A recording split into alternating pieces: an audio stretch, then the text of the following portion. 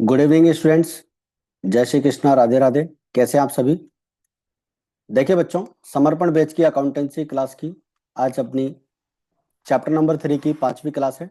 Lecture number 5 है और अपना जो चैप्टर है रिटायरमेंट और डेथ ऑफ ए पार्टनर वो कंटिन्यू है। आज इसमें अपन एक नया टॉपिक डिस्कस करेंगे, रिटायरमेंट और death of a partner in the middle of the accounting year. जब किसी पार्टनर की डेथ होती है या रिटायरमेंट होता है मिडिल ऑफ द ईयर, यानी कि अकाउंटिंग ईयर स्टार्ट होने के बाद, तो उसको करंट ईयर का प्रॉफिट देना होता है। तो करंट ईयर का प्रॉफिट लॉस में उसका जो शेयर है वो किस तरह से निकालते हैं, इस चीज को आज के अपन इस लेक्चर में डिस्कस करेंगे। और आज की जो क्लास है वो बहुत ही इंपॉर्टेंट होने वाली है, तो क्लास को आप एंड तक जरूर देखिएगा। ये आज का जो टॉपिक है ये एग्जाम पॉइंट ऑफ व्यू से वेरी वेरी इंपॉर्टेंट टॉपिक है, तो इसको आप क्लास के अंदर जरूर देखिएगा और अच्छे से इसको समझिएगा। देखिए, सबसे पहले अपन बात करेंगे रिटायरमेंट और death of a partner in the middle of the accounting year, यानी कि जब कोई पार्टनर अकाउंटिंग ईयर के मिडिल में, यानी कि 1 अप्रैल के बाद में कभी पार्टनर रिटायर हो जाता है तो उसे करंट पीरियड का प्रॉफिट देना होता है। Sometimes in unusual circumstances a partner retires during the accounting year and similarly in case of death of a partner the amount payable to his successor, successor का मतलब होता है उसके उत्तराधिकारी, has to be determined on some date during the accounting year. ठीक है, तो कभी कभी जब पार्टनर असामान्य परिस्थितियों में फर्म से रिटायरमेंट लेता है या उसकी डेथ हो जाती है तो उसके उत्तराधिकारी को जो पेमेंट करना है वो अपने को वर्ष के मध्य में ही किसी डेट पर करना होता है। जैसे मान लीजिए कि 1 अप्रैल से हमारा अकाउंटिंग ईयर स्टार्ट हो चुका था और उसके बाद में पता चला कि 30 जून को पार्टनर की डेथ हो गई या 30 जून को पार्टनर ने रिटायरमेंट ले लिया, तो 1 अप्रैल से लेकर 30 जून तक का जो भी प्रॉफिट बनेगा वो प्रॉफिट अपने को उसको देना पड़ेगा। और उसके अलावा और भी कुछ एडजस्टमेंट उसके कैपिटल अकाउंट में करने होते हैं। In this case while arriving at the amount payable to him और हिज हेयर्स, हेयर्स का मतलब उत्तराधिकारी, यानी कि जब कोई पार्टनर अकाउंटिंग ईयर के मिडिल में या अकाउंटिंग ईयर स्टार्ट होने के बाद किसी डेट पर उसकी डेथ हो जाती है या रिटायरमेंट ले लेता है तो उसके कैपिटल अकाउंट के अंदर कुछ एडजस्टमेंट करने होते हैं। उसकी कैपिटल के अलावा उसे और भी कुछ एडजस्टमेंट्स मिलते हैं, उन सबका अपन यहाँ पर एडजस्टमेंट देखते हैं। तो देखिए उस पार्टनर को क्या क्या मिलता है। Salary, bonus, interest on capital from the date of last balance sheet till the date of retirement और death is credited to his capital account या करंट अकाउंट। बात बिल्कुल सही है कि जब भी कोई पार्टनर रिटायर होता है तो उसकी सैलरी, उसका बोनस, उसका इंटरेस्ट ऑन कैपिटल जो भी बनता है लास्ट बैलेंस शीट की डेट, सपोज कीजिए लास्ट बैलेंस शीट हमारी जो है 31 मार्च को बनी थी और उसके बाद में किसी डेट पर वो रिटायरमेंट लेता है तो वहां तक का उसे salary, bonus, commission, interest on capital जो भी है वो सारा उसके कैपिटल अकाउंट के या करंट अकाउंट के क्रेडिट में ट्रांसफर करेंगे। हम जानते हैं जब फिक्स्ड कैपिटल मेथड होता है तो करंट अकाउंट बनाते हैं और फ्लक्चुएटिंग कैपिटल मेथड होता है तो कैपिटल अकाउंट बनाते हैं। ठीक है, तो जो भी अकाउंट बन रहा है उस अकाउंट के उसके क्रेडिट साइड में ट्रांसफर करेंगे। इसके बाद में विड्रॉल्स यानी ड्रॉइंग्स और इंटरेस्ट ऑन ड्रॉइंग्स जो भी है period from the date of last balance sheet, last balance sheet यानी 31 मार्च से लेकर जिस डेट पर वो रिटायर होता है या जिस डेट पर उसकी डेथ होती है, वो जो इंटरेस्ट ऑन ड्रॉइंग्स है और ड्रॉइंग्स का अमाउंट है वो उसके पार्टनर्स कैपिटल अकाउंट के डेबिट साइड में शो किया जाएगा। अपने को डेबिट साइड में शो करना है। Interest on drawings partners capital account के डेबिट में आता है। इसके बाद में शेयर इन गुडविल, यानी गुडविल में उसका जो भी हिस्सा बनता है वो भी उसको दिया जाएगा। The share in the old goodwill will be debited to capital और करंट अकाउंट। ओल्ड गुडविल में अगर उसका हिस्सा बनता है तो वो उसे दिया जाएगा और न्यू गुडविल अगर होती है तो न्यू गुडविल में उसका जो भी बैलेंस होता है वो उसके अपन कैपिटल या करंट अकाउंट में क्रेडिट करेंगे। न्यू गुडविल का एडजस्टमेंट अपन करते हैं, फॉर्म की न्यू गुडविल निकालते हैं और उसे रिमेनिंग पार्टनर्स में गेनिंग रेशो में डिस्ट्रीब्यूट करते हैं। इसके बाद में प्रॉफिट और loss arising from the revaluation of assets और लायबिलिटीज विल बी क्रेडिटेड या डेबिटेड टू कैपिटल अकाउंट और द अदर करंट अकाउंट। मतलब कोई भी पार्टनर जब रिटायर होता है तो revaluation of assets and liabilities पर भी जो है प्रॉफिट लॉस निकलता है। Revaluation of assets and liabilities पे प्रॉफिट होता है तो पार्टनर्स कैपिटल अकाउंट में क्रेडिट करेंगे और अगर लॉस होता है तो पार्टनर्स कैपिटल अकाउंट में डेबिट करेंगे। पार्टनर्स कैपिटल अकाउंट की जगह पार्टनर्स करंट अकाउंट भी आ सकता है, क्योंकि अगर क्वेश्चन के अंदर फिक्स्ड कैपिटल मेथड अप्लाई हो रहा है तो करंट अकाउंट का बैलेंस भी दे रखा होगा तो पहले करंट अकाउंट बनेगा उसके बाद कैपिटल अकाउंट बनेगा। ठीक है, करंट अकाउंट का जो भी बैलेंस होता है वो करंट अकाउंट में कैपिटल अकाउंट में ट्रांसफर हो जाता है। इसके बाद में shares in reserves undistributed profits, पुराने कोई भी अगर रिजर्व्स हैं, अनडिस्ट्रीब्यूटेड प्रॉफिट्स हैं और लॉसेज हैं, उन्हें हम पार्टनर्स कैपिटल अकाउंट या क्रेडिट या डेबिट करेंगे। देखो प्रॉफिट और रिजर्व्स होते हैं वो तो कैपिटल अकाउंट में क्रेडिट होते हैं, और लॉसेज अगर होते हैं, पुराने कोई लॉस वगैरह है, वो डेबिट होते हैं पार्टनर्स कैपिटल अकाउंट के या करंट अकाउंट के डेबिट साइड में। Share in the profits of the firm, the share in the profits for the period from the date of last balance sheet till retirement और death will be calculated and credited to his capital या current account. ये point important है, ठीक है, इस point को आप very important टिक कर लेना, और इस पॉइंट को इसको आपको अच्छे से समझना है, ठीक है, इसको वेरी इंपॉर्टेंट टिक करना है।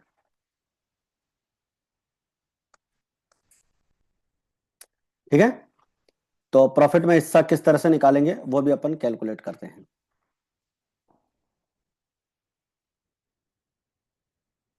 The benefits will be calculated using one of the following methods, यानी कि जब कोई partner middle of the year retirement लेता है या उसकी डेथ होती है, तो करंट पीरियड का उसे जो प्रॉफिट दिया जाता है उसके लिए दो मेथड यूज किए जाते हैं। एक तो टाइम बेस्ड मेथड यानी समय के आधार पर, और एक बेस्ड ऑन सेल्स यानी कि सेल्स के अकॉर्डिंग। तो दोनों ही मेथड से अपन यहाँ पर प्रॉफिट कैलकुलेट करना सीखेंगे और उसकी जर्नल एंट्री भी अपन देखेंगे। तो देखिए सबसे पहले अपन बात करेंगे टाइम बेस्ड पे। Under this method the average profit of the financial year immediately preceding the retirement or of the past few years are taken as the basis. इस विधि में क्या करते हैं कि सेवानिवृत्ति या रिटायरमेंट से पहले के कुछ ईयर्स के प्रॉफिट होते हैं, उनका आधार बनाते हैं, या फिर कुछ वर्षों के प्रॉफिट्स को लेकर उनका एवरेज निकालते हैं, और एवरेज प्रॉफिट के अकॉर्डिंग हम जो है उसका प्रॉफिट निकालते हैं।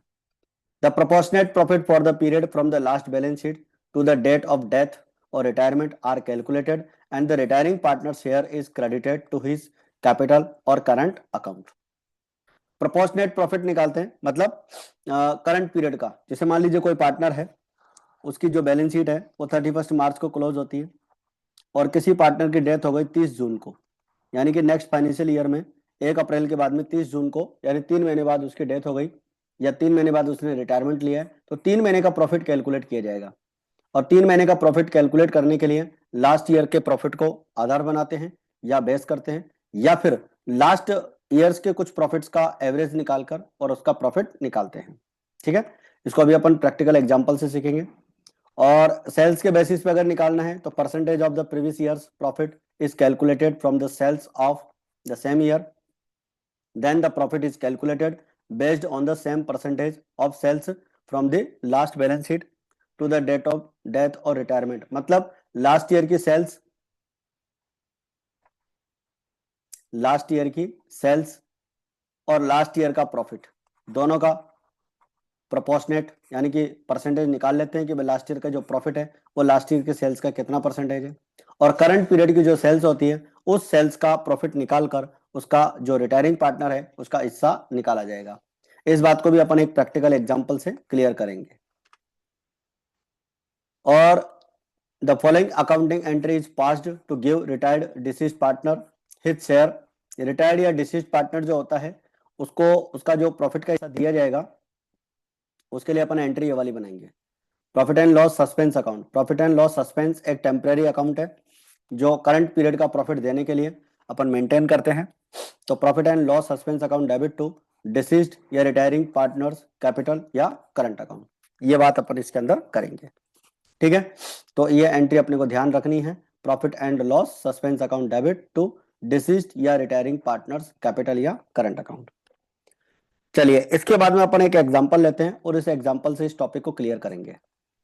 Myra, Shabnam and Vipul were partners in a firm sharing profits in the ratio 5:1। 5:1 में प्रॉफिट शेयर करते हैं। 31 मार्च 2019 को प्रॉफिट जो था वो 1 लाख रुपीज का था। Vipul decides to retire on the June 30th 2019। The new profit sharing ratio 1:1। New profit sharing ratio अपने को जो है 1:1 दे रखा है। ठीक है, न्यू प्रॉफिट शेयरिंग रेशो 1:1 दे रखा है, और विपुल का शेयर अपने को निकालना है 1 अप्रैल से लेकर 30 जून तक का। ठीक है, और लास्ट ईयर का प्रॉफिट 1 लाख रुपीज दे रखा है। लास्ट ईयर का प्रॉफिट यानी कि 31 मार्च 2019 पे जो ईयर खत्म हुआ है उस ईयर का प्रॉफिट दे रखा है 1 लाख रुपीज, और करंट पीरियड हो गया हमारा 1 अप्रैल से 30 जून तक का। तो इसका प्रॉफिट कैलकुलेट करेंगे। तो देखिए प्रॉफिट कैलकुलेट करने के लिए क्या करते हैं, 1 लाख रुपीज का प्रॉफिट है, इसका 3 से डिवाइड करेंगे, 3/12। इसका एक फॉर्मूला होता है presiding years profit, proportionate period और शेयर ऑफ डिसीज्ड पार्टनर। तो डिसीज्ड पार्टनर का जो शेयर है वो कितना है वो ले लेंगे। देखो यहाँ पर डिसीज्ड पार्टनर कौन है, विपुल, और विपुल का शेयर है 1/10। ठीक है, तो ये 1/10 रिटायरिंग पार्टनर का शेयर है जिसकी डेथ हो रही है। तो इसका 1/10 प्रॉफिट निकालेंगे। 1 लाख रुपीज का जो प्रॉफिट था वो लास्ट ईयर का प्रॉफिट था, और 3 मंथ का पीरियड अपने को लेना है, और 3 मंथ अपने को कहां से लेना है, 1 अप्रैल से 30 जून तक का, क्योंकि 30 जून को पार्टनर की क्या हो रही है, डेथ हो रही है। तो यहाँ पर जो है प्रॉफिट आ जाएगा 2500, और इसकी जनरल एंट्री बनाएंगे, profit and loss suspense account debit to Vipul's capital account. तो विपुल कैपिटल अकाउंट के क्रेडिट साइड में इस प्रॉफिट को हम ट्रांसफर कर देंगे। बच्चों ये जो टॉपिक है बहुत ही वेरी वेरी इंपॉर्टेंट है, और इस टॉपिक को आप अच्छे से क्लियर कर लीजिएगा, और एग्जाम में लगभग हर साल ये क्वेश्चन इससे रिलेटेड पूछा जाता है। ठीक है, तो आई होप ये टॉपिक आपका यहाँ पर क्लियर हो जाना चाहिए। इसके बाद में एक एग्जांपल और लेते हैं। Alternatively if Vipul's share of profit was to be calculated on the basis of average profit of last 3 years. अगर मान लो करंट ईयर का उसका जो प्रॉफिट अपन ने अभी निकाला था लास्ट ईयर के प्रॉफिट के अकॉर्डिंग, वो हम एवरेज प्रॉफिट के आधार पर भी निकाल सकते हैं। देखो लास्ट 3 ईयर्स के प्रॉफिट दे रखे हैं 1,36,000, 1,54,000 और 1 लाख रुपीज। ठीक है, लास्ट 3 ईयर्स के प्रॉफिट आ गए। अब अपने को क्या करना है, लास्ट 3 ईयर्स के प्रॉफिट्स का एवरेज करना है। ठीक है, और एवरेज करके 1 अप्रैल से लेकर 30 जून तक का उसका प्रॉफिट का हिस्सा निकालना है। तो देखिए सबसे पहले तो एवरेज प्रॉफिट निकालेंगे, और एवरेज प्रॉफिट निकालने के लिए 1,36,000, 1,54,000 और 1 लाख, इन तीनों का टोटल कर लेंगे और 3 से डिवाइड कर देंगे। तो 1,30,000 हमारा क्या हो जाएगा, एवरेज प्रॉफिट हो जाएगा। विपुल का शेयर अगर अपन निकालेंगे तो 1,30,000 मल्टीप्लाई 3/12, 3 महीने का प्रॉफिट निकालेंगे, तो 3 से अपॉन 12 करेंगे, और 1/10 यानी कि विपुल का शेयर, क्योंकि 3 पार्टनर थे उनका प्रॉफिट शेयरिंग रेशो 5:1 दे रखा था। तो इस पार्टनर का शेयर जो है 1/10 है, तो यहाँ पर एंट्री बन जाएगी 3250 से, profit and loss suspense account debit to Vipul's capital account. ठीक है, 3250 यहाँ पर इस रिटायरिंग पार्टनर का या डिसीज पार्टनर का जिसकी डेथ हुई है उसका प्रॉफिट का हिस्सा आ जाएगा। 3,250 का उसका प्रॉफिट आएगा, और इस प्रॉफिट को profit and loss suspense account में अपन डेबिट करेंगे और विपुल्स कैपिटल अकाउंट में क्रेडिट करेंगे। तो ये था हमारा दूसरा फर्स्ट मेथड जिसके अंदर अपन टाइम के अकॉर्डिंग निकाल रहे हैं। टाइम के अकॉर्डिंग प्रॉफिट निकालने के लिए दो आधार होते हैं, दो बेसिस होते हैं। एक तो लास्ट ईयर का प्रॉफिट अपन लेते हैं, लास्ट ईयर का प्रॉफिट और करंट पीरियड का प्रॉफिट निकाल लेंगे, और उस पार्टनर का रिटायरिंग पार्टनर का शेयर निकाल लेंगे, और इस तरह से एंट्री हो जाती है। और एवरेज प्रॉफिट के अकॉर्डिंग अगर करना है तो लास्ट ईयर्स के प्रॉफिट आपको दे रखे होंगे, उनका एवरेज निकालना है, उस एवरेज को 3 मंथ्स में कन्वर्ट करना है, 3 मंथ्स का प्रॉफिट निकालना है, और 1/10 का उसमें डिवाइड करना है। तो इस तरह से हमारा यहाँ पर इस पार्टनर का शेयर भी आ जाएगा। अब एक मेथड अपन लेते हैं सेल्स के अकॉर्डिंग। तो सेल्स वाला क्वेश्चन भी कई बार एग्जाम में आता है। In the case the agreement provides that the share of profits of the retiring partner will be worked out of on basis of sales. ठीक है, सेल्स के अकॉर्डिंग भी निकाल सकते हैं। It is specified that the sales during the year 2018-19 were 8 lakh rupees का हमारा जो है सेल्स था लास्ट ईयर का। ठीक है, ये जो सेल्स दे रखी है आपको, लास्ट ईयर की सेल्स दे रखी है 8 लाख रुपए, और करंट पीरियड जो आपका 1 अप्रैल 2017, सॉरी 17 ही 19 है, 19 से 30 जून 2019 तक की जो सेल्स है वो 1,50,000 है। ठीक है, 1,50,000 की हमारी सेल्स दे रखी है, और इसमें अपने को जो है एक इंफॉर्मेशन मिसिंग है। हाँ देखो क्वेश्चन वही चल रहा है आपका जो अभी प्रेजेंट वाला क्वेश्चन चल रहा था, यही चल रहा है। और लास्ट ईयर का प्रॉफिट देखो अपने को यहाँ पर दे रखा था, ये रहा 8-9 का प्रॉफिट 1 लाख रुपीज। तो इस चीज को भी कंसिडर करना है। 3 चीजें अपने को चाहिए, और 3 चीजों के अकॉर्डिंग अपने को प्रॉफिट निकालना है। देखो मैं आपको बताना चाहूंगा, लास्ट ईयर का जो प्रॉफिट है वो दे रखा है 1 लाख रुपीज। ठीक है, लास्ट ईयर का प्रॉफिट 1 लाख रुपीज है, और लास्ट ईयर की सेल्स भी आपको दे रखी है, वो आपको दे रखी है 8 लाख रुपए। ये लास्ट ईयर की सेल्स हो गई। और करंट पीरियड की सेल्स आपको 150 दे रखी है। ठीक है, तो अपने को करंट पीरियड का प्रॉफिट निकालना है करंट पीरियड की सेल्स के अकॉर्डिंग। तो देखिए 3 मंथ्स का प्रॉफिट निकालने के लिए क्या करेंगे, 1 लाख रुपए का प्रॉफिट था लास्ट ईयर की 8 लाख की सेल्स पर, तो करंट पीरियड की जो सेल्स 1,50,000 है, उस सेल्स पर कितना प्रॉफिट बनेगा, 18,750। ठीक है, 18,750 का प्रॉफिट बनेगा, और 18,750 का जो प्रॉफिट बनेगा उस प्रॉफिट में से अपने को विपुल का शेयर निकालना है। ठीक है, और यहां पर जो विपुल का शेयर आ जाएगा, यहां पर एक जीरो से एक जीरो कट जाएगी, और ये जो आंसर आएगा यहाँ पे थोड़ा मिसप्रिंट है, ये होगा 18,750, 1875, 1875, 1875।